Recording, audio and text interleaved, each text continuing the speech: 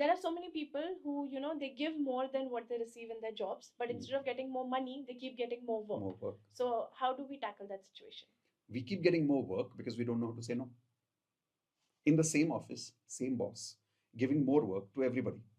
But some people are getting overburdened while some people are not getting overburdened in the same office with the same boss. Why? Because those people know how to say no.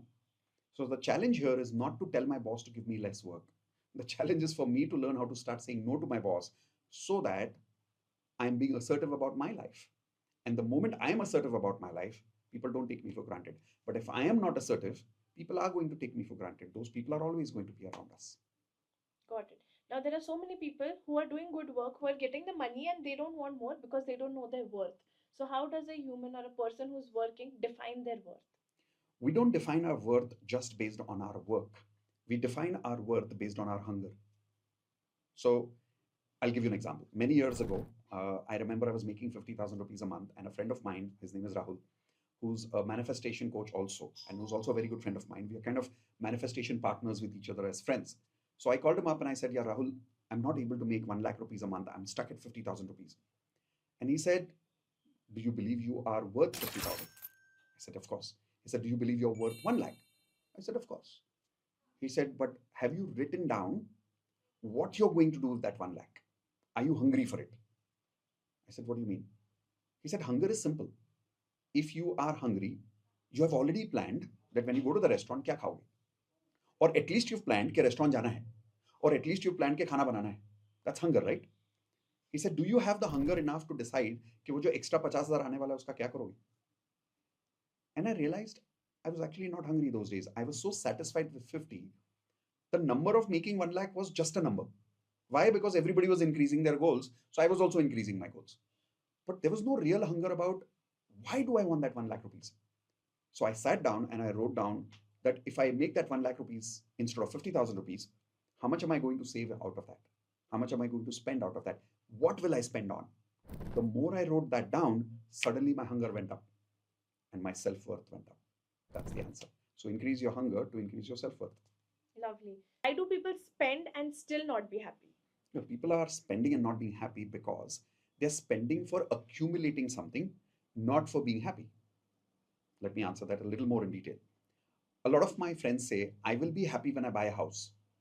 So that means house is something that they are trying to run behind. They're not trying to buy happiness. So if they get a house one day, is that really going to make them happy? Maybe, may not be. So house is an accumulation. It's not an experience because you're going to do it one day.